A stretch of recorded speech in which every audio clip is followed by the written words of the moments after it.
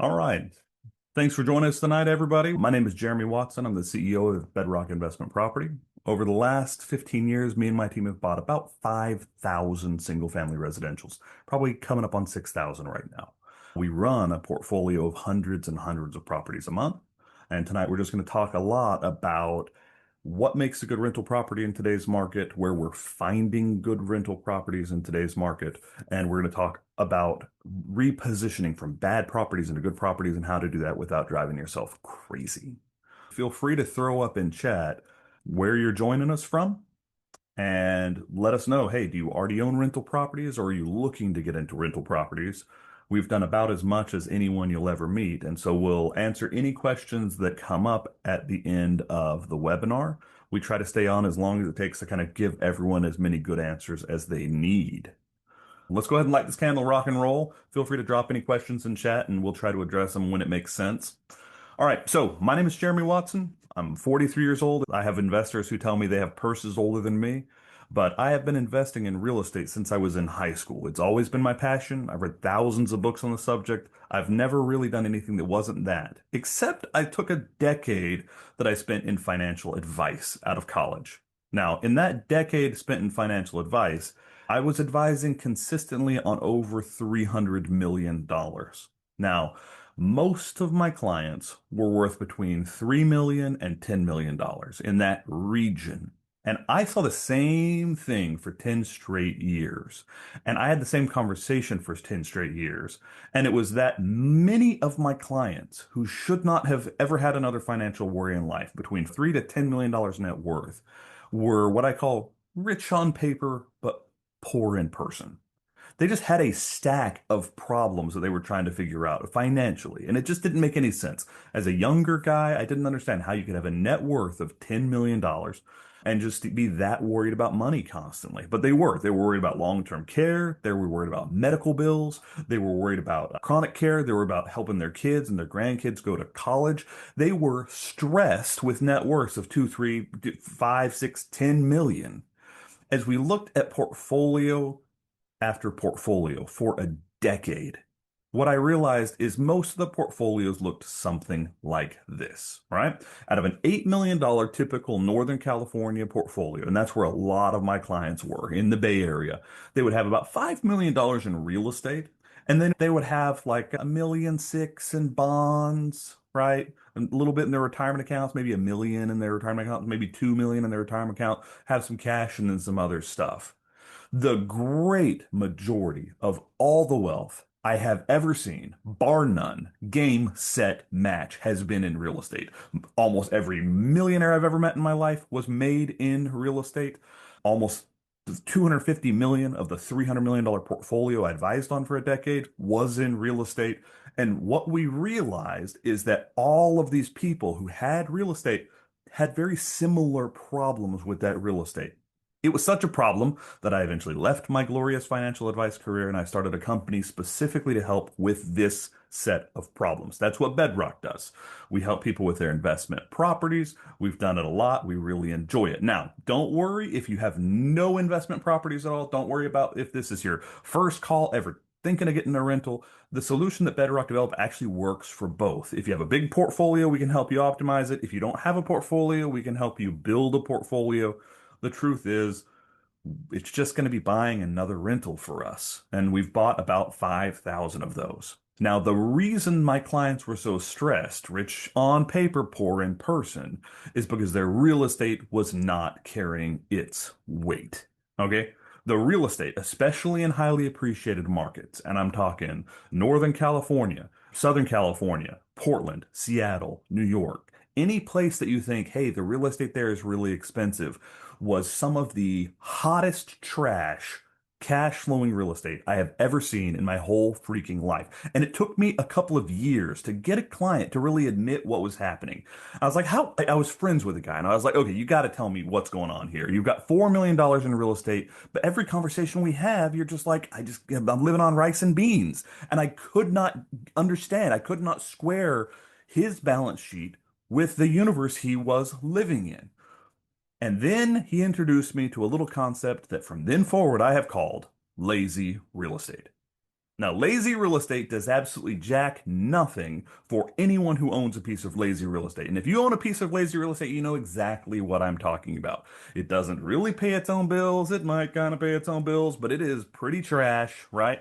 Lazy real estate, you've got to take into account when you go on vacation because someone's got to deal with it when you're gone. You're always thinking about it. You're never really free of lazy real estate. Sitting with every financial conversation you ever have, if you're talking to your kids about going to college, or your grandkids about going to college. Lazy real estate just sits there in the corner the whole time and is kind of useless. Lazy real estate especially shows up if you're ever going to the doctor or talking about long-term care or chronic care. Lazy real estate is just your life's companion as you try to summit the summits of life and you try to accomplish something that's worth accomplishing. Lazy real estate just gets dragged along with you the whole time. Again, I saw 10 years of this. I talked to people who had real estate for 30, 40, 50 years, and lazy real estate is a real problem. It is enough of a problem that I left a career and started a company that just had to do with just this because real estate should act very differently than this.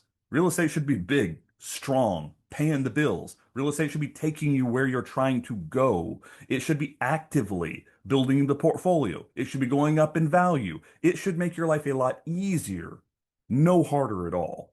And so what we do is we help people find really good real estate. Now, that comes down to what I would say is the number one rule of real estate investing. I believe that the golden rule, the gold standard of real estate investing, based on every operator I have ever met, and I know people who have built $100 million portfolios, the gold standard of real estate investing has and always will be the 1% rule. All right? Basically, the 1% rule is very straightforward. You should be getting 1% of the value of your property every single month as rent. It's very straightforward. If you have a $2 million property, you should be getting $20,000 a month in rent. All right. The higher that number gets, better. If I can get 2% of my value per month, great. It's when I start getting lower than that 1%, like a half a percent or 0.25% or 0.73%. When I get under 1%, it all just goes to garbage so fast. Okay. The 1% rule is the gold standard. Okay. It works on big properties. It works on little properties. And the reason for that is the way that the math breaks down. Everything's mostly proportional. Homeowners insurance, mostly proportional. Property taxes, mostly proportional. HOAs, mostly proportional. About everything cascades off of that 1%. But if we start off way off the 1% rule, the math is never, ever going to work. The truth is, every major operator of real estate that I know, every single operator of real estate I've ever met, all agrees with this. It's the gold standard. We joke in the firm that the 1% rule is ancient. Adam and Eve used the 1% rule on their first rental property. All right. It is just a tried and true standard. And if we don't get too far away from that, it's really easy to do well in real estate.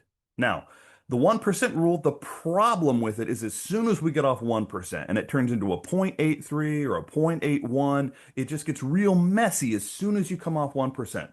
And a lot of times in a market, you'll know the value or you'll know the rent. And you have to kind of work backwards to figure out. And each market's a little bit different. So we like to boil all of the numbers down on our highest level of the hopper to see if it's a deal worth doing to something we call a gross rent multiplier. It's the same thing as a 1% rule. It's just backwards. We say you take the property value. Let me see if I can write on this screen. We take the property value, you divide it by the rent, and that's going to give you a single number. That is very, very important. If it meets the 1% rule, it's going to be 100. I will consider buying something up to 160 GRM.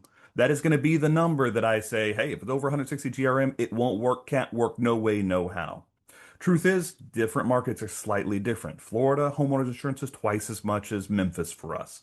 Florida, almost every property has an HOA. There are differences in markets that we have to take into effect. But if we start out under 160 GRM, we're gonna be able to find some properties that really work. The GRM is just the highest level of the hopper that we can look at and say, hey, is this even a deal worth considering? feel free to throw up in the chat what's your property worth, what's the rent you're getting, and do your own GRM calculations right now. It's easy. Property value divided by rent you're getting. What's my GRM? Okay, I'm going to tell you right now. If it's over 160, that's bad. All right, that's just bad. Anything over 160, the math just breaks. It just busts, and there's almost no way to recover. It is like trying, as The Big Short said, it's like trying to win the Indianapolis 500 riding a donkey. There's just no way to fix it if you start off over 160. Nothing works. The math is just broken. So I need that to be very clear. Over 160, bad, super bad, red blinking bad. All right. So with that being the case, I know what you guys are saying. You're saying, but there's nothing like that in my market. You might have done the math on one or two of your properties right now. You might be scratching them out and being like, well, I'm at 224 here and I'm at 315 here. Ooh, I'm at 800 over here. No, not 800. That's catastrophically bad. But 160 minus might seem very unachievable. I hear that and I know that. Here's just some of the properties that we've purchased recently. Now, we have helped clients buy over 5,000 houses. We started this business in 2007. My team has bought thousands of houses this way. And so we are absolutely seeing really good deals all across the country. John Cook says the price point in Memphis is about 175. We're renting for about 1,050. Okay. We buy properties in Memphis all day, every day. We are probably competing for similar properties if you're buying in Memphis. The truth is, it's one of my favorite markets. So here's one of the properties that we just bought. $240,000, rents for $2,100 a month. 1% would say it would rent for $2,400 a month. I honestly don't care. As long as it's under 160, it would be worth considering. 114, awesome deal. In today's market, with today's interest rates, I can cash flow positive a 114. I can make a client very happy with a 114. Here's another property we just bought, $300,000, $2,500 a month. 300 grand divided by $2,500 a month gives you a GRM of 120. I love a 120 GRM. I can get behind that all day, every day. Here's a property that we did not buy, that I would not buy. $2 million renting for $4,000 a month. Sure, it may be gorgeous. Sure, it may be everything you could ever want in a home to live in, but it is a bad rental property. A 500 GRM does not work. A 500 GRM will never work. All right, here's another example. We see this all the time in Northern California. Millbrae, San Mateo, Lower San Francisco, San Jose, $1.5 million, $2 million renting for between $4,000 and $5,500 a month. That is the standard of Northern California. That's what I saw all the time in Northern California. 300 GRM, busted. Won't work, never work. Now you might be saying, hey, Jeremy, I would love to have that house. I would love to have that house. I would love to have these houses that are these big, gorgeous assets, right? The truth is, you would love to have those houses because you think they're going to go up in value over time. It's an appreciation play. And what I'm trying to help everyone reframe their thinking around is we're not talking about appreciation in this call. We're talking about cash flow. Appreciation is a young man's game. You can plant that tree and you can wait for it to grow for 30 years. Cash flow is a retiree's game. And as someone who has looked at the balance sheets of thousands of people who are in retirement, they're not worried about their properties going up in value anymore. They need their properties to be paying medical bills. They need their properties to be helping with, going on a trip before their knees give out. They need to have their properties actually contributing to their lifestyle because they're realizing, hey, none of us are going to get out of here alive. We're all going to run out of time on this earth. We actually want to be able to enjoy some of this and then pass it behind. Here is an example of two properties. One is a 500 GRM on the right side. You see $2 million renting at $5,000 a month. As I said, the expense stacks on single family residential are very proportional. Okay? If you're getting that low a rent, I can almost guarantee it is cash flowing negative. If it's not cash flowing negative, it's because you're skimping out on CapEx or you're locked into, Prop 13 taxes in California. There's something going on with your proportions that just throw it off in some weird way. But I can almost guarantee if you got a $2 million property renting for $4,000, $5,000 a month, it is either break even or negative. That's no way to live in retirement. There's no way to live in retirement having a $2 million, $4 million, $6 million asset. The client that I finally got to answer this question, I was like, why? You just got to help me understand, like, how do you not have any money? And he was like, well, I have these 10 properties and none of them really pay me anything. And I said, really? 10 properties? You've got $20 million of property and you earn nothing on any of them? And he's like, well, you really know how to twist the knife, don't you? And I was like, no, I'm just trying to understand what's happening. You're saying you have $20 million in assets that are doing nothing for you? And that is a very common occurrence. It's very common. Northern California, Southern California, Seattle, Portland, New York, any place that you think the real estate is expensive, I guarantee that the same thing has happened. The values of the real estate have floated away into the stratosphere of expensive, right? And people who rent still have multiple jobs, right? The people who are buying in Northern California apparently all work for Google and all are now, you have a $600,000 signing bonus to go buy a house, right? But the people who are renting are in a different situation completely. And so it just doesn't work in highly appreciated markets. Those numbers break and they just never come back. They never start working again. With that being the case, 160, that's the number for the conversation. If you are over 160, flashing danger. If you're under 160, it might be a great asset. I have some conversations every once in a while, and I can tell from the chat that's going. Some of you are buying in markets that are actually quite good. Now, managing them might be a nightmare, but you're buying in markets that are quite good, and we'll just leave them alone. If they're happy, leave them alone, right? What I'm saying is most people who are in highly appreciated markets just need a window into the markets that work. You can't have a piece of garbage cash flow real estate in San Jose and say, the way I'm going to fix this is I'm going to sell my piece of garbage cash flow real estate in San Jose and I'm going to buy a piece of real estate that really, really works in San Mateo or in San Francisco. Real estate is regional. If your macros are broken, then nothing else is going to work from there. It's about finding a market where the numbers are really good. And there are markets in the US that are really good. Again, me and my team have helped people buy about 5,000 properties since 2007. We found some insane deals from 2007 to 2012. We've found good deals in the last month, but it's all about looking in the right place for those deals because there are markets that are really, really good that we really, really like. Now, if you've already heard enough and you're just like, hey, I understand what they're after, I want to have them look over my portfolio, we'll do some calculations, we'll look at what's performing what way, we'll do ROI calcs, we'll look at current values. No matter what happens after this call, you're going to want to end up on the call with me or one of my two best teammates who have a lot of experience buying houses and working with properties and managing properties, right? You're going to want to be on the phone with one of the three of us.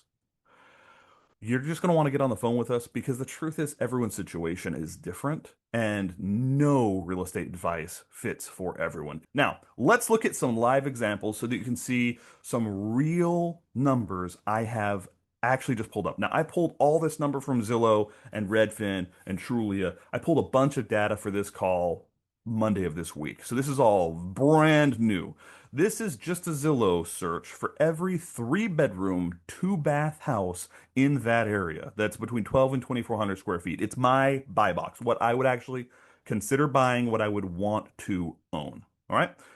77 Cleves Avenue is currently renting on the market for $5,500 a month. Now, the 1% rule would say I would want to buy that house for about $550,000. Let's just use that because the math is nice and round. I'd want to buy it for 550 grand. That's the gold standard. I can go a little more than that. 700,000 might still work, right? Let's use the 1% rule because the numbers are round. With that being the case, Redfin has it currently marked up somewhere between 1.2 and 1.45 million. All right? That is never going to work. That is just flat never going to work. 1.257 million on something I can only rent for 5,500 bucks. That's a GRM of 227. The whole market's like that. Let's look at another example. Millbrae. Okay, Millbrae is just a little north of San Mateo. All right? 5,990 bucks a month on the market right now as we speak. Someone is trying to rent that thing. All right, 231 Marcella, Millbrae. If I was buying it for 100 GRM or the 1% rule, I'd look to spend about $599,000. All right, with that being the case, currently Redfin has it marked up at about 2.7 million. I saw this all the time. That is the laziest piece of real estate on the planet. All right. There's no way that that thing is what people thought it was when they bought it. 2.7 million divided by 5,990 bucks. That Millbrae house is 455 GRM. Now, the reason that never works, and I'm going to be honest, that is not going to work. That is never going to work, no matter how you do the math. You can throw all your other assets at that. You can have this piece of lazy real estate in your world for the rest of existence. It is never going to work because the thing I love the most about GRM is that what it actually represents is how much am I paying for every $1 of rent that I'm buying per month? $455 of GRM in this case says, hey, I'm spending $455 per every $1 that I'm getting in rent per month here going forwards. If I have no expenses, and if you've ever had rental real estate, that's not the case. But if I ever have expenses, I'm going to have 455 months of rent before I even break even. If I had a zero expense stack, which is not realistic, 455 months is over 37 years. That is an actual property that I actually pulled up on the market Monday of this week. $5,900 a month of rent, $2.7 million market valuation. Now that is madness. Never going to work no matter how you slice it. Now, the justification that I heard all the time, and if you have any of these lazy pieces of real estate, you're going to make two justifications, and we're going to talk about them both. The justification I heard all the time is, but I bought it for $80,000 back in 1973. I bought it for 80 grand and it's renting for $5,900 a month. That's a great return, right? Because I only bought it for $80,000. Unfortunately, that's one of the classic logical fallacies. You're using the wrong yardstick here. All right, the opportunity cost yardstick is a thing. When we're going to do the math on this, we've got to say, hey, my current asset value is 2.72 million. My current rent is 5,990 bucks. If I could just take that 2.7 million and drop it into a CD at a bank, I would earn 3, 4, or 5 times what I'm currently earning in rent. And here's the hard question that I finally was able to get to with my clients over a decade. I said, honest question. If you could rebuy that real estate today for 2.7 million, would you? If you could buy it for 2.7 million, knowing you could only rent it for 5,000, would you? And the answer over and over was absolutely not. I would never pay the prices that people are paying today. So the question is, why would you keep making that same decision? Why would you keep that amount of your assets tied up in that type of asset? You would never buy this in a million years for a valuation of 2.7 million. You would never spend 2.7 million to get $5,900 of rent. So why are you making that decision every single day? It really comes down to they're dancing with the devil they know, and the step up in basis is keeping them trapped, which we're about to talk about. Now, this is not something unproven. We have done a lot of this. We have bought now in 13 major markets. At this moment, I manage 13 property managers in 9 major U.S. markets. I saw someone earlier mention Memphis. I love Memphis. We're buying in Memphis constantly. We're also buying in Indianapolis, Ocala, Florida, Charlotte, North Carolina, and one or two more I can't think off the top of my head. Jonesboro, Arkansas. All right, we're buying in all of those markets, and here are active Zillow listings to show you the same exact thing I just showed you, that California has some real hot trash when it comes to highly appreciated lazy real estate. Here's Cordova, Tennessee. Now, Memphis is great. I love Memphis. This house is for rent right now, as of Monday, $2,500 a month. At 100 GRM, I would hope to buy that house for about $250,000. Okay? I can buy that house, $2,500 a month, for about 270. Okay, it just closed December 12th, 2025. Someone just bought that house. Now, it wasn't me, some other lucky guy got that house. But the truth is, I would hope to buy it for about 250. It just sold for 270. There are markets where the numbers are really good. 270 grand divided by $2,500 a month, that's a 108 GRM. That's right on the 1% rule. There are markets where it works. Memphis, Tennessee, awesome market. We really love Memphis. Now, there's other markets we like too. Here's a property that I found for you guys. Jonesboro, Arkansas. 1,700 bucks a month. I'd want to buy it for about 175, maybe 2. It just sold August 8th, 2025 for 205 grand. 117 GRM, I would buy that all day, every day. That looks like a 3 bedroom, 2 bath, brick exterior house built after 1980. That looks like it could be a gold mine. Truth is, you just got to know where to look, and then you got to know how to do all the diligence past figuring out where to look. But the first thing is we got to know where to look. Another house in Jonesboro, $1,400 a month.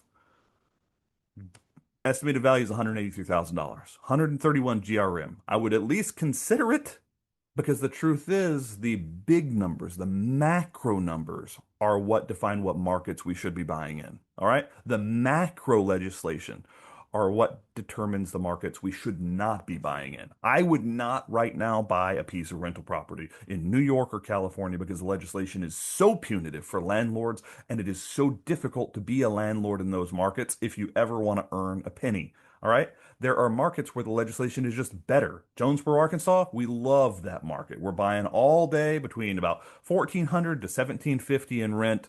We're buying all day at about 180 to $205,000. We're working with some builders in Jonesboro, Arkansas. I just had some stuff come across my desk.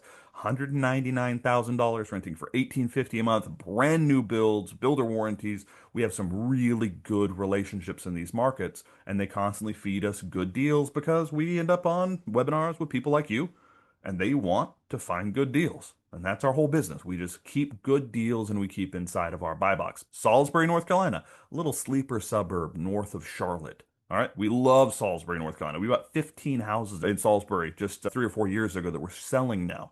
But here's an example. 2,275 bucks. Currently, the valuation on that is $274,000. GRM 121. Beautiful house. 4 bedroom, 2 bath, brick exterior, right?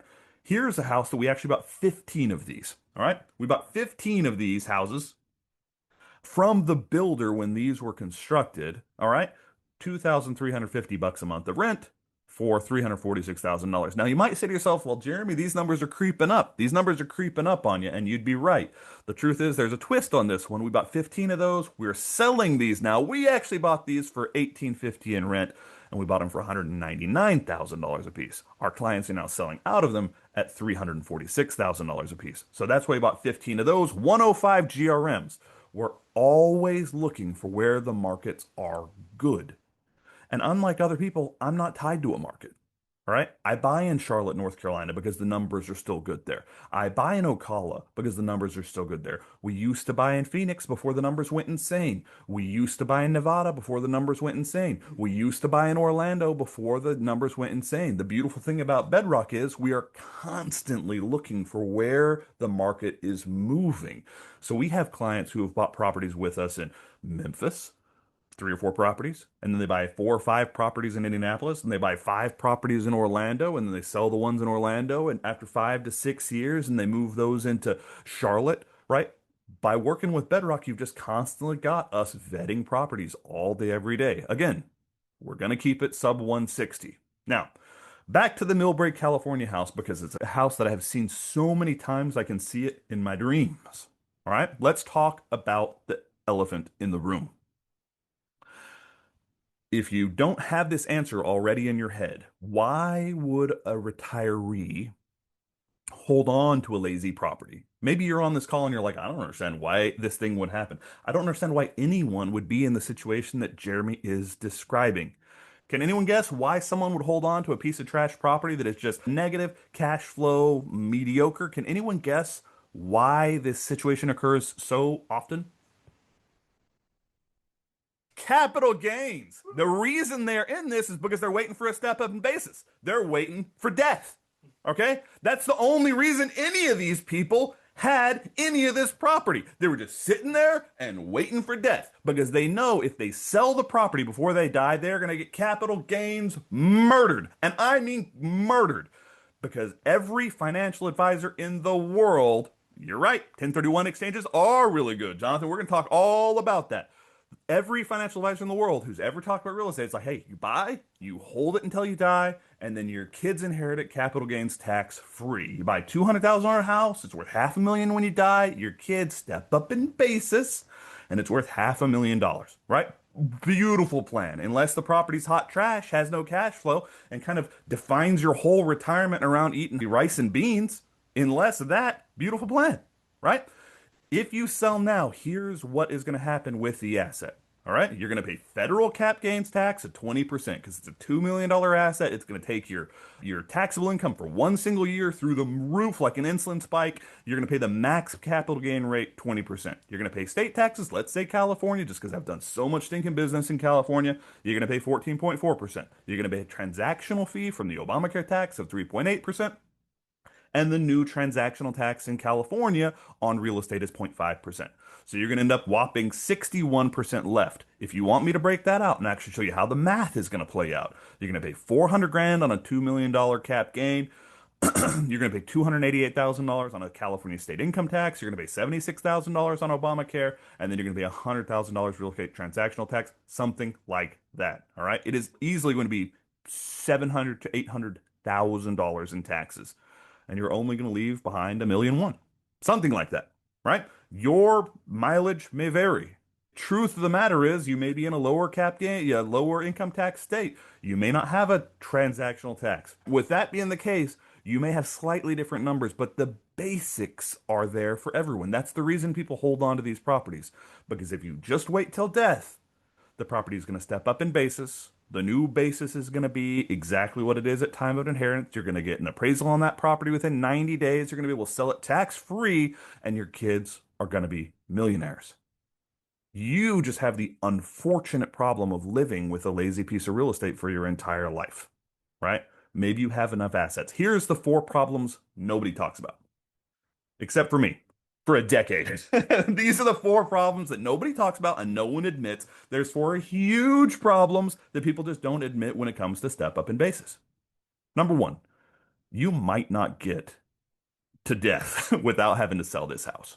Long-term care is the number one thing that can break and scramble that nest egg. Long-term care expenses is the number one concern that people had that I worked with, and they're like, hey, I'm hoping that I can kind of bend my whole financial life around this piece of lazy real estate so that I don't have to sell it so that my kids can be rich. This thing that I bought as a retirement asset has turned into like a legacy asset, right? It's only there for my kids. It's only there to make them millionaires, which I have problems with in my own right. But the truth is, it was never meant to be a legacy asset. It was supposed to be paying bills in retirement. If the day comes when you have long-term care costs that are more than you can afford with your other assets, you're going to have to sell that thing and you're going to get tax murdered.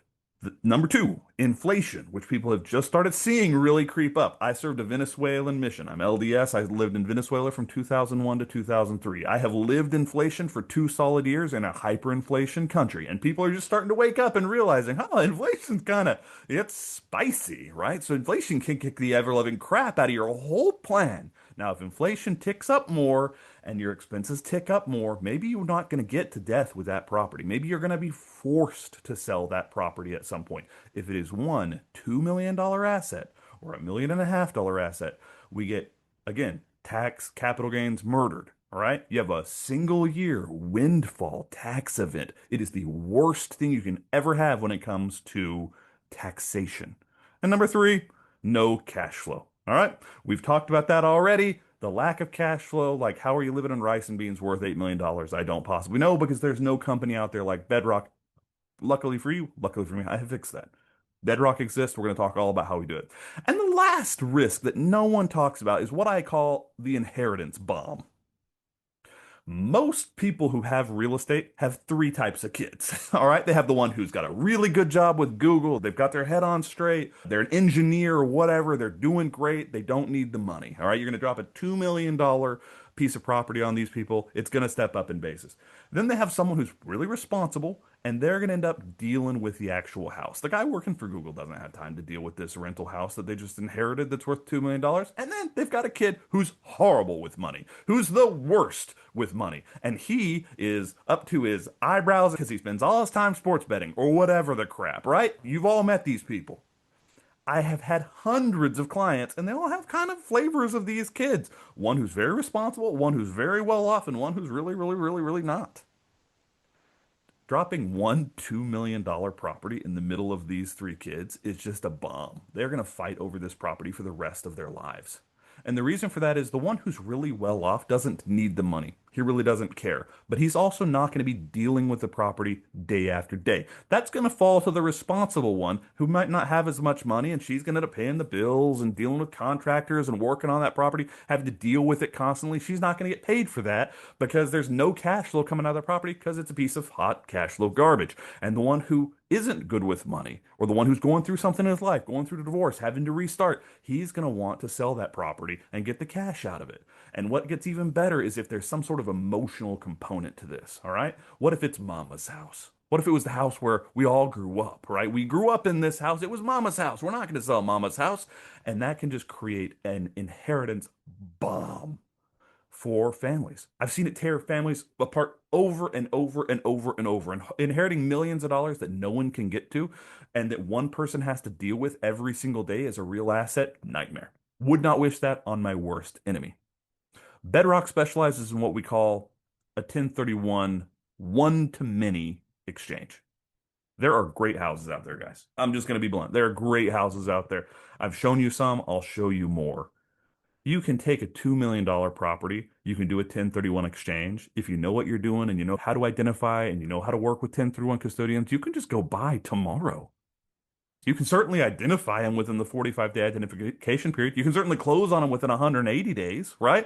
If you know what you're doing, you can tomorrow set out on the path and say, I'm going to sell this $2 million property that's only yielding me $4,000 a month gross. My net's like zero or negative, right? I can sell that tomorrow and I can go buy 8 houses. I can buy 3 of them in Florida. I can buy 3 of them in North Carolina. I can buy 3 of them in Jonesboro, Arkansas. You can just go buy those, 250 grand a pop. They'll rent for about 2 grand a pop. I can tomorrow take my cash flow from $4,000 a month gross to $16,000 a month gross. Even if you hire a property manager, which you didn't have before, you're still going to triple your income. Even if you hire a full-time business manager to keep your books straight and this and that and the other and deal with your property manager, you're still going to double or triple your income. It's just a matter of getting your property to actually cash flow positively. It all goes back to that 1%, the golden rule, right? It all goes back to that 1% rule. And there are houses in these markets that are $250,000 that rent for $2,000 a month. I've already seen people in the comments say, hey, in my market, it's about like that. That's true. There's really good assets in those markets. Problem number 2, long-term care. When we're talking long-term care risks, I love the Bedrock solution because if you did go buy 8 properties and you did need to go into long-term care, if you've never done long-term care shopping, usually those facilities require one huge payment to get in, $250,000, $300,000. I've seen them all over the board. The nice thing about having 8 properties that are cash flowing positive is you can always sell one of them. Guys, a $250,000 taxable event is not a $2 million taxable event. That won't even screw up your Medicare. That won't even screw up your Social Security too bad. All the other things in your life that kind of are income based won't just get nuked by selling one house for $250,000. Right? You could sell one house down the line if you need to do it. If inflation goes up and things get really expensive and you start having to kind of chip away at this nest egg little by little by little, you can sell properties in different calendar years and get better tax treatment because instead of one single year, $2 million tax windfall, you're selling a property in 2006, you sell one in 2008, you sell one in 2009, and the whole time you were making $16,000 a month instead of 4. A 1031 one-to-many exchange really works. It works even better when it comes to the inheritance bomb. You know what you do if you pass behind 8 properties, none of which were mama's house? You know what you do? You leave one kid 3 of them, you need to leave another kid 3 of them, and you need to leave the third kid 2 of them, and some cash, right? Or something like that. It's so much easier to inherit properties where it's like, hey, you get the ones in North Carolina, you get the ones in Jonesboro. And then each kid can decide what they're going to do. Well, am I going to sell these properties at the stepped up basis? Cool. Am I going to hold on to these properties and have them feather my nest long term and be a great thing? I'll just work with Bedrock, let them keep doing their business. Cool. It just gives so many better options for your kids not to be fighting over one asset the entire time. Reminds me of James and the Giant Peach. You don't want one giant peach that your kids kill each other over. And then the no cash flow risk, we solve that immediately. Like people who've worked with us, they just are shocked how quickly we can fix the cash flow. Going from $4,000 a month gross to $16,000 a month, going from $800 a month net to nine, $10,000 a month net. It's a life-changing amount of money. I worked with way too many good people who spent their entire lives building portfolios, only to see them struggling really bad in retirement. And I know how much life you have to wait for to have savings. I know savings is just like enjoyment postponed. It hurts me to see people sitting on assets that just suck. You could sell a $2 million property earning $4,000 a month, and you could earn three times that in a CD at the bank. You can't do it because you'll get cap gains tax murdered, but you can do 1031 one to many exchanges. And the nice thing about that is you can stay in an asset class that you understand. You can stay in single family residential. You already know what that is. You can buy in markets that aren't complicated beyond the moon. We're not asking you to put your money into a syndication or a tenant in common or a DST or any of the large commingled funds. We're not saying, hey, give up your asset. You can control these 100%. You just hire someone to deal with the day to day, and we're about to talk about that. But you can stay in an asset class that you understand.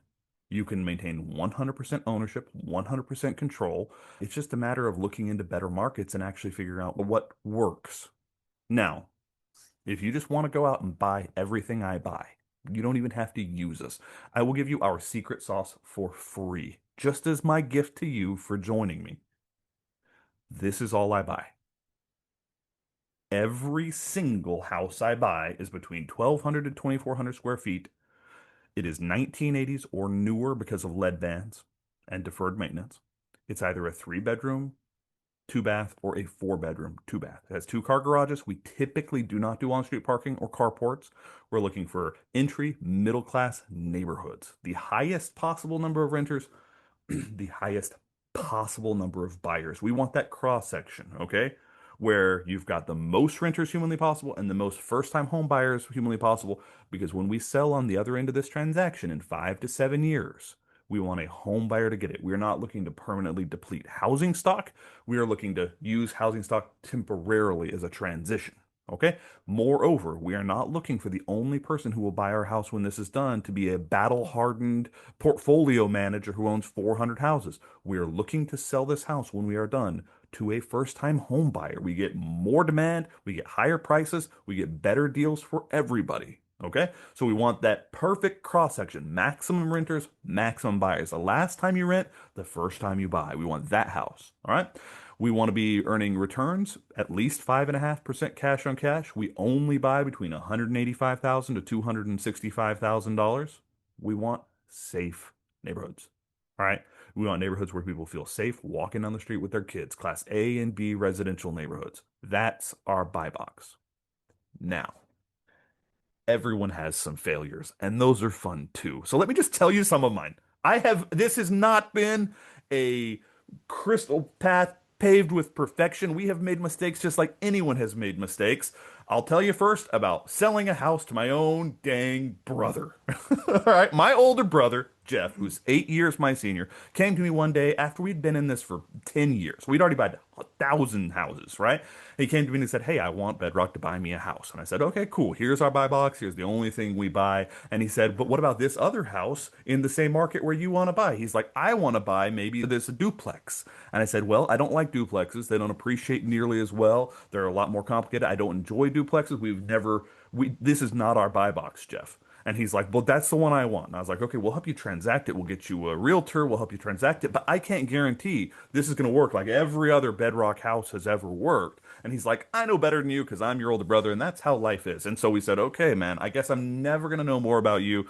And he's a great dude. And I love my brother Jeff. And if you're watching right now, sorry for, telling your own business. But he went and he bought this duplex, not a Bedrock property, not in our buy box, but he bought this duplex and he ended up selling it about 3 years later for like break even, maybe break even a little less because it didn't appreciate and it didn't do very well. And he constantly had to keep doing things to it that are duplex specific. It was just a little bit of a nightmare. And so he sold out and he went and did something else fun with his time and his money.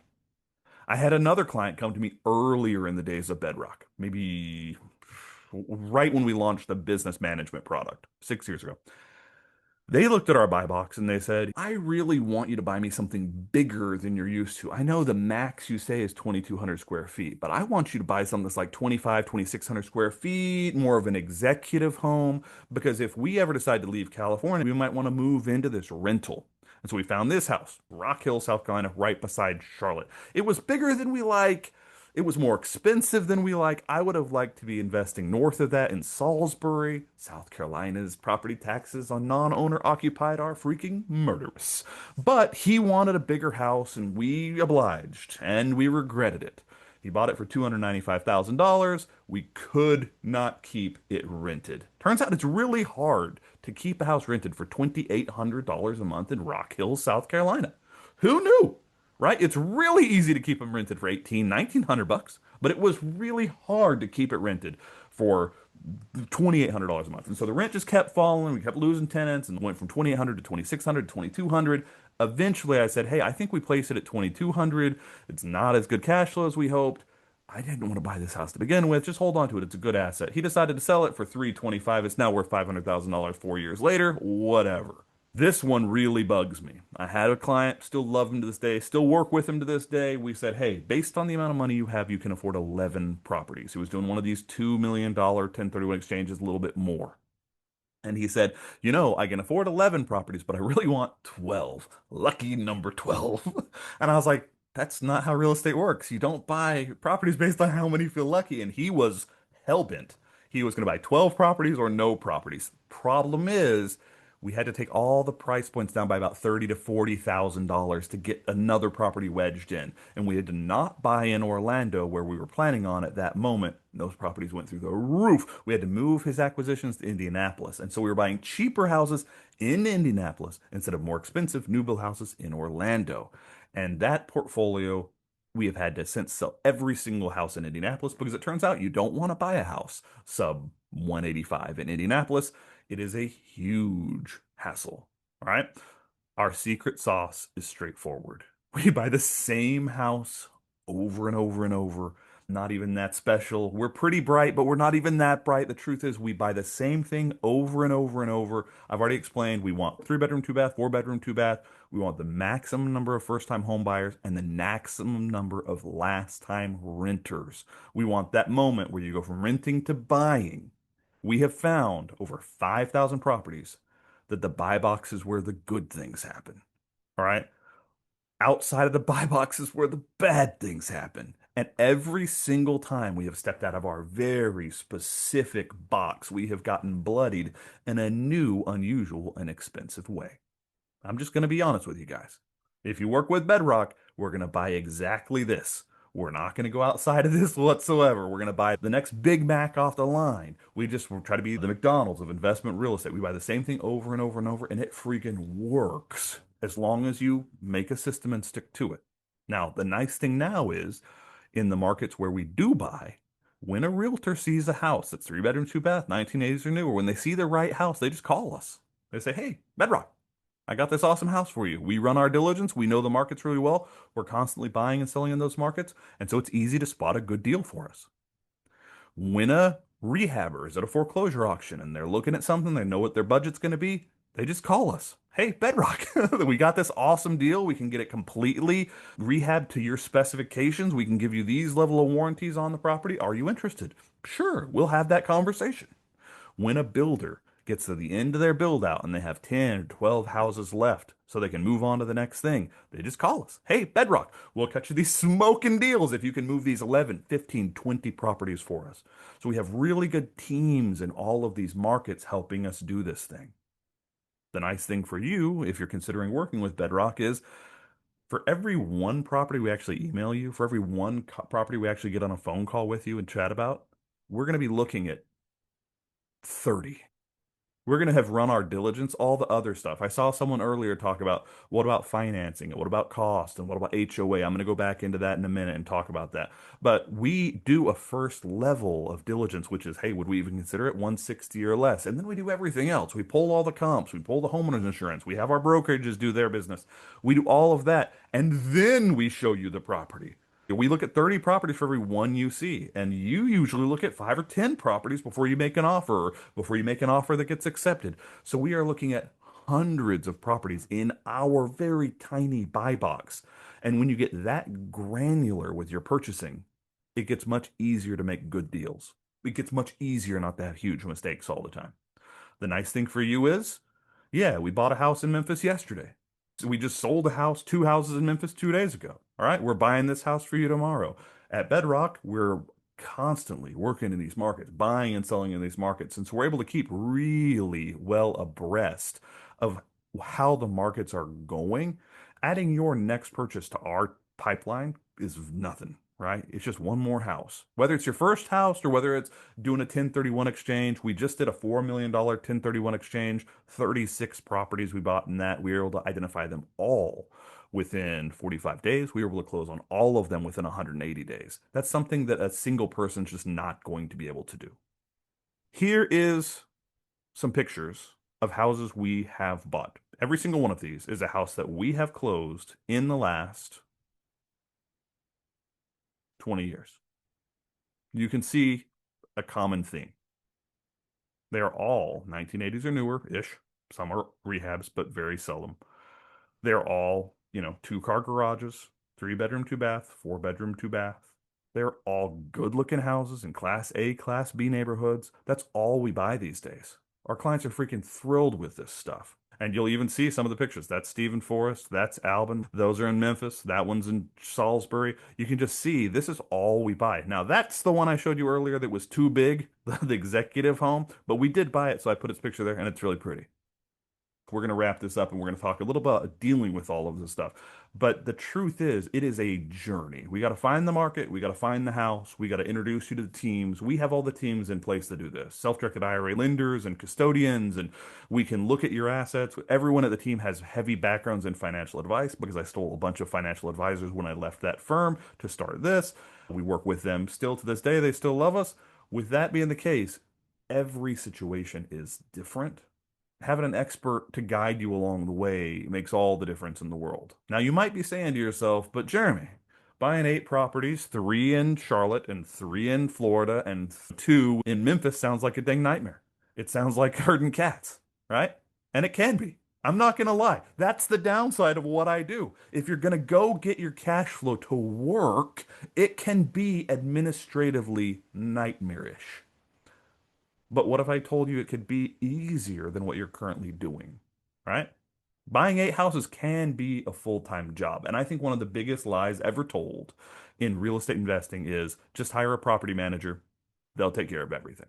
Okay? At best, a property manager takes care of about half. Usually, in our experience, and I have 13 property managers in 9 states. Usually, property managers take care of about a third, like 33%. They take tenant calls, they collect the rent, they schedule repairs, and then they provide a level of service that can either be great to horribly lackluster. What they don't do, what no property manager does, is keep your books for you or keep themselves honest or arrange financing or pay mortgages or make sure that when your mortgage is sold, you didn't just get mortgage frauded. Keep themselves honest, make sure work actually got done, follow up, make sure that when they overbill you or poorly bill you, it actually gets dealt with properly. There is a level of management with single family residential and with all real estate that I'm going to call business management, planning your capital expenditures, tracking your ROIs, looking at your valuations, when's the time to sell, keeping your books for taxes. All right, sending over your stuff, getting your HUD over to your accountant at the beginning of the year so he can calculate your depreciation. Property manager doesn't do any of that, right? Anyone who says just hire a property manager in a market that you don't live in, bull freaking crap. All right, that is not the way this works. There's so much work that can go into really managing a piece of real estate because it's a business. All right, it's not passive, and anyone who ever says it's passive is lying to you and wants your money. Anyone on this call who has real estate knows it's not passive. Now, picking a good piece of property, that's 50%. Dealing with the property is the other 50%. And that's what we do here at Bedrock. We help you pick it and we help you deal with it. And we have a contract that our clients freaking love because, in all candor, if it does not perform as advertised, we're willing to do all the work and not get paid. Let me repeat that again. We will do all the work you see on the screen keeping the property manager honest, setting up your LLC, keeping it compliant, setting up the bank accounts, getting them working right, making sure CapEx are reserved properly, keeping your books, getting ready to send your tax ready documents to your accountant at the beginning of the year, managing your 1099s, making sure your 1099s actually match with rent received, all that crap. Everything that goes into the business management of single family residential property. We are willing to do all of that. And if the property does not perform as advertised, our contract says we'll do it for free. We are deadly serious about picking good assets because at the end of the day, you just want a portfolio that works. I get what all of my clients want. They want a portfolio that works, and that boils down to three things. They want a market competitive earning rate. They would like to be seeing 37% cash on cash. Unfortunately, that's not going to happen. Single family residential is not a high risk, high return investment. It is a low to moderate risk, moderate to high investment. It's great because it manages to kind of decouple those two things. Usually you get low risk, low return. High risk, high return. The really great assets after a decade of financial advice are the ones that give you low risk with moderate return or low to medium risk with moderate to high return. That's single family residential. All right. Depending on the appreciation and your financing, you can have low to moderate risk, but moderate to high returns. That's magic. That's financial magic. So usually people want market competitive returns. We say a minimum it should be at 4% cash on cash. You should never have a piece of real estate in your portfolio that is at a flat or a negative. Number two, it needs to appreciate over time. I know earlier in the conversation I said appreciation is a young man's game, and appreciation is a young man's game, but it still needs to appreciate. For the math to really work and to get to that medium to high returns, you have to have decent appreciation. And number three, it cannot blow up your everyday life. It has to be somewhat passive. We know what people want. They want a decent return on their money, they want decent appreciation, and they don't want it to blow up their world, right? With that being the case, we know what people want. You want to enjoy your life. You want to go sit on a beach. You want to go travel a little bit. You want to play with your grandkids a little bit. You want to actually go see some of the world. And when your dang kids and grandkids ask for help going to college, you want to be in a position to say yes instead of in a position to be like, well, once we die, you'll have this $2 million from this asset that's going to step up in basis. Just terrible stuff, right? Unfortunately for me, I am not the only guy who offers to help people buy real estate. The term in the industry is turnkey. There's turnkey real estate that's available. There are a lot of turnkey houses out there. Some of the bigger ones are like Real Wealth Network or Rich Uncles, Chris Crone, Done For You Real Estate, Bedrock, right? We're all turnkey houses. My biggest problem with this style of real estate, what I got into, is that we all charge a fee to help you find a piece of property. Everyone else just drops you and lets you deal with it yourself. And that creates a nasty habit in the industry of passing off things that look good on paper, but are trash. And buying real estate in markets that you do not live in that is trash is just grenading your portfolio. I had this client. I'll wrap this up with a quick story. I had a client while I was still in financial advice who worked with one of these big houses. I'm not going to say which one, but he bought this house in 2014 in Detroit. He bought it for $53,000. I saw the pro forma, and the pro forma said, hey, it'll rent for $900 a month. And by the time I saw this, I was like, ooh, 2014 in Detroit. The three rules of real estate are location, location, location. This one fails all three, right? This is a horrible deal. Looks incredible on paper. Dude, $900 a month? $53,000 cash, a 58 GRM, lower the better. That looks like you're going to get inducted directly into the Real Estate Hall of Fame, right? You get the hat and the trophy. I'm kidding. Neither of those exist. But like, it looks awesome on paper, but anyone who has a minute as a real estate operator is going to be like, don't do that. It's too cheap. There's a reason you don't buy sushi for 10 cents a pound. All right. There's such a thing as too cheap, even in real estate. All right. That house was impossible to keep rented. He had to do 4 evictions in 1 year. Insane.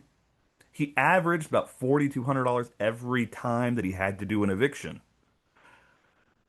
And then luckily for him, it burned to the ground and the insurance paid him $88,000. It was just a disaster from day one. I knew it was going to be a disaster from day one. He was buying in the wrong place, way too cheap. That's a horrible property. And it turned out to be a horrible property. Now, I try to look at the bright side of life, and some of the worst experiences of my life have taught me the most. I call them redemptive experiences. So I asked him, hey, what did you get out of this? Like, I know this was a trash experience and you were constantly traveling and it was kind of a grenade in your portfolio. He and I were really good friends by this point. And he was like, I actually did get something out of this that's interesting. He said, I had to constantly fly back and forth to Detroit. And as I flew back and forth to Detroit, my wife wasn't coming with me, but I had to go de-junk the house again, or I had to go hire another property manager. I had to go fire a property manager. I had to go to the eviction court and get the eviction proceeding. I was always there for 3 or 4 nights here and there. And he's like, I realized that I became a Pistons fan. What? He's like, yeah, I went to Detroit a bunch and I realized that I was a Pistons fan. I loved basketball in high school and I kept going to these Pistons games and I realized I love NBA basketball and I'm a huge Pistons fan now. And I was like, okay, that's the goal. The goal in retirement is not to become a Pistons fan. All right, the goal in retirement is to have an asset that actually performs correctly so you can stay in Golden State and do what you're going to do, be in your hometown, sleep in your own bed. The goal is not to become a Pistons fan because you bought some grenade off a turnkey webinar. I'm going to be perfectly valid to you guys. Here is what we are seeing in the last 5 years in our portfolio. We are seeing that cash rentals, cash on cash, are typically averaging for our clients about 12 to 35% all in net returns. We are typically seeing over the last 5 years that all of our leveraged real estate is actually between 18 and 55% cash on cash. When it's all said and done, we're about to wrap this up. I'm going to show you guys some case studies of actual properties that we actually have right now. I went through my last 10 annual reviews that come across my desk all the time. Every single year, we do an annual review that looks like this for every single client. This is in Memphis, Tennessee. I think that property is called Naples. As you can see here, if we go into this, we keep the books. We set up the LLC, we keep it in compliance, we deal with the property manager, we deal with the day-to-day, we talk to him once or twice a week, we put it on a hot list when there's problems, and then we track it all and we send it to you once a year and we say, hey, is there anything you got a question about here? If you boil this down, this annual review down, what you'll see is we bought this property a couple years ago for $165,000 when this came across my desk, December 19th. It was worth about 226. We just put this under contract for 230K, so that number turned out to be pretty accurate. And you can see they got an 8% cash on cash plus principal pay down, not in this case because it was a cash property, plus appreciation, depreciation. What I love about real estate is it's a burger, right? You get all these different ways that you can earn money. You get your cash on cash, you can have principal pay down, you've got appreciation, you've got depreciation. And so this guy, this last year, saw about $26,000 of value added to his portfolio. 15%. That kicks the crap out of any annuity on the market. That kicks the crap out of the S&P 500. That's an incredible return on a cash asset. Originally purchased $165,000. We're just getting it sold right now. Actually, the client who owned this property passed away, and we're selling it for their kids. So, with that being the case, you can see another example. What we do for our clients is beyond that. What we realized early on is most people don't have the way to look at the numbers because they're not tracking enough of the numbers. We go for that same property and say, well, what if you had bought it with a mortgage? What if you had bought it leveraged?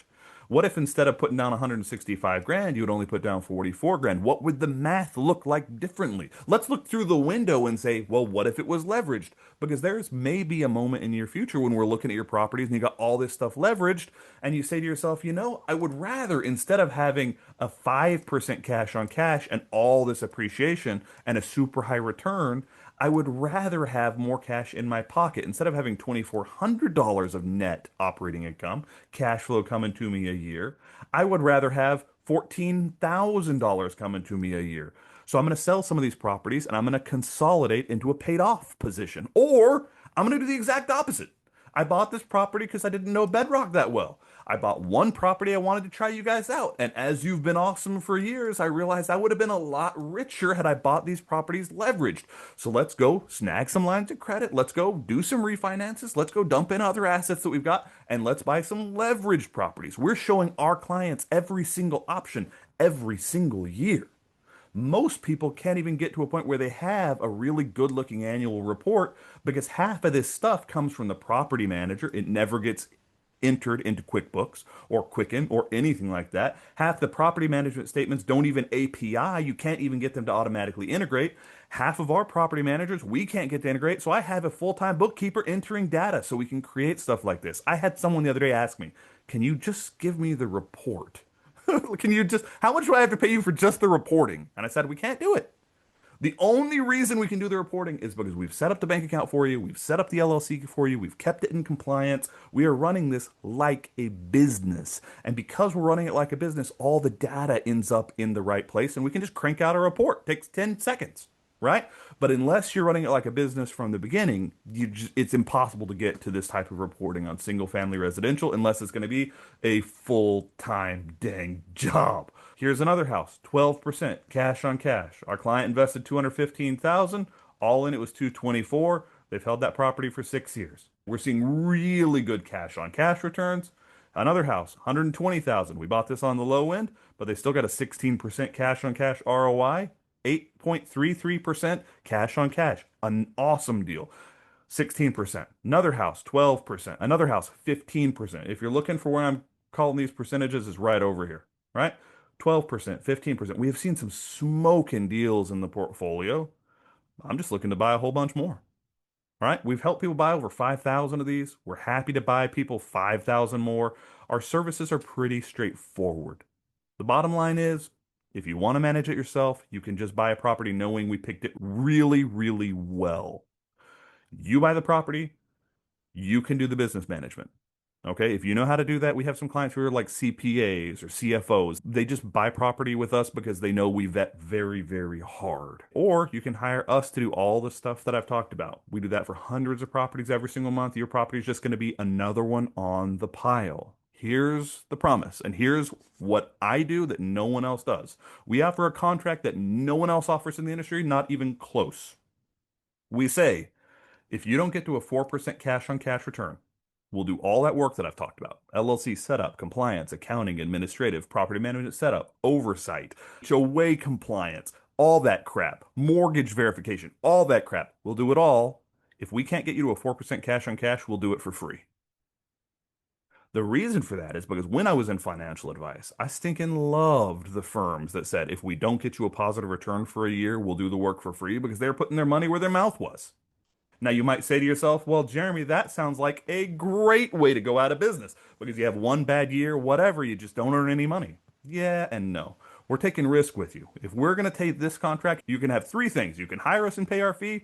Happy to do it. You can hire us and we'll take a contingent fee. We'll take a little more risk or a lot of risk right alongside you. If we take a lot of risk right alongside you, the way we get paid eventually is we share a little bit of the appreciation. You still own the thing outright. We just take a little bit of the appreciation if and when the property sells. Now, what's great about that? I mean, super great. If the property does not appreciate because you bought you a piece of trash for $53,000 in the middle of the burnt out Detroit monstrosity, and it never hits 4% cash on cash, we are signing up to do all the work for free forever.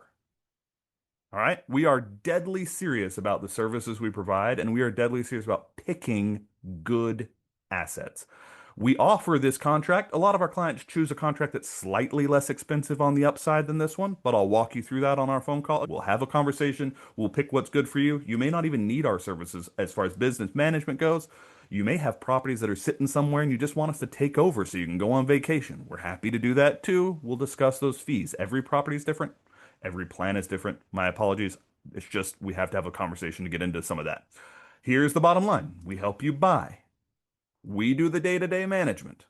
We say if it doesn't get to a 4% minimum net operating income cash on cash, we will be willing to waive our fee. The way we do that is we get a little bit of the upside if it appreciates. If we buy you a piece of crap that does not appreciate and that does not hit 4%, we are willing to do all the work for the 5 to 7 years that you hold the property for free. You will not find anyone in the industry who's willing to put that much of their risk on the line because, in all candor, most of them just want to collect a fee, sell you some piece of garbage somewhere, hope that real estate's good enough to save their bacon, and just go on to the next client. We like having long-term relationships. Can we guarantee success? No. We can't, guys. Real estate's real estate. Don't risk what you can't afford to lose. We've never lost a piece of real estate. We've never lost a piece of real estate in foreclosure, but we have had tenants do damage. It is still single-family residential. Nothing I do is going to make single-family residential not single-family residential. But our clients are super happy. They're seeing great returns. And I can guarantee that if you feel pain and don't see a 4% cash on cash return, I'll do the work for free. My team will do the work for free. I'll pay them out of my own dang pocket. And if the asset does not go up in value, we'll never get paid for it. So we're never going to sell you something that we do not believe is going to have a good market return and going to go up in value over time. That's exactly what you want. All right. You want good market return. You want it to go up in value over time, and you don't want it to blow up your life. I have solved that. We've done it. 5,000 purchases. We're managing hundreds of properties a month. If this interests you, we're looking forward to having a conversation. What I would do is just sign up, fill out the survey. We'll have people calling out, trying to get a hold of everyone. Thank you guys so much. Take that 2 minutes, fill out the survey. Now we're going to go back through the chat, and I will stay as long as you guys want and chat questions and answers, and I'll answer as many good questions as I can. All right, so Rodney, purchase price or current value, same calc if no loans. Okay, so I would do current value just so we don't get into the situation of having all these properties that we're looking at for their purchase price. I think we addressed that actually later in the webinar where we said one of the main problems is people looking at their purchase price divided by their rent and they're looking at these non-current market value. That is a huge mistake. I cannot even state how big a mistake that is. And I've seen that done over and over and over. Yeah, you can hold on to some real trash for a real long time if you're like, I bought it for $80,000 back in 1973. You can hold on to it for way too long. You've got to look at your current value when you're doing ROI calcs. Because if you just sold the property, did a 1031 exchange, even if you didn't work with Bedrock, even if you just went and bought like oil contracts, right? You're going to get the current value in a 1031 exchange. So that's what you've got to look at. I would never recommend someone sell their rental real estate and take a tax murdering, but I would absolutely say you want to use your current values when you're doing your GRM calcs or your 1% rule calcs. You want your current value so that you have an idea of what your opportunity cost is. All right, John Cook. The best investment I've ever made was finding the best local property manager in all my markets. Good PMs are arguably the most valuable connections I've ever made. John Cook, love you. Great comment. My one caveat to that would be we've had some excellent property managers go to garbage over time. The worst property manager experience we've ever had is with a company called Mind. They did property manage for us in Florida and Charlotte, and then we used them in Indianapolis. And then they started cutting budgets and laying people off. And they laid off 150 people. Our VP of operations, who we worked with directly, got garbage all of a sudden. He got super overwhelmed. Then he quit, and then they kind of fired everyone we worked with. And it turned into an 18-month fiasco that included them taking over a property from another property manager before we realized it was turning into a total garbage. It included them taking over property and not turning on the heat. And so it busted a central piece of plumbing and a central wall during the polar vortex of 2019. It caused $60,000 worth of damage that they then like declined that they had anything to do with. What I'm getting at is we have excellent property managers, but we tell everyone we work with a property manager is great as long as they're watched like a rat in a cage. And the reason for that is property managers can be good, but they change. Like our best property manager in our Memphis market, who I really, really like, he tore a bicep recently and stopped returning phone calls. And then his father passed away and really stopped returning phone calls. One of our property managers out of Florida was great for years. And then Mary left the company, who was some person that we just thought answered the phone. We talked to Mary a lot.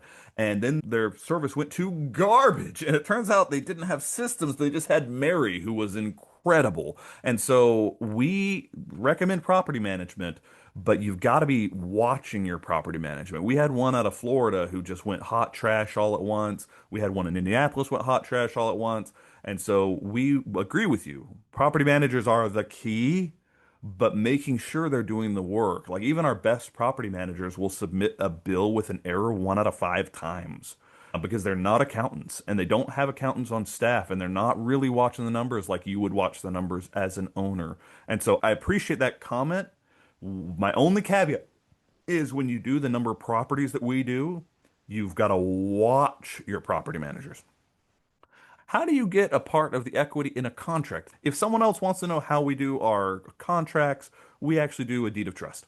We just say, hey, we're going to have some value in the future. And you say, hey, this value in the future is going to be established at that point, and we just file a deed of trust. If you ever need to put a mortgage on it, we'll pull it off, we'll put it back.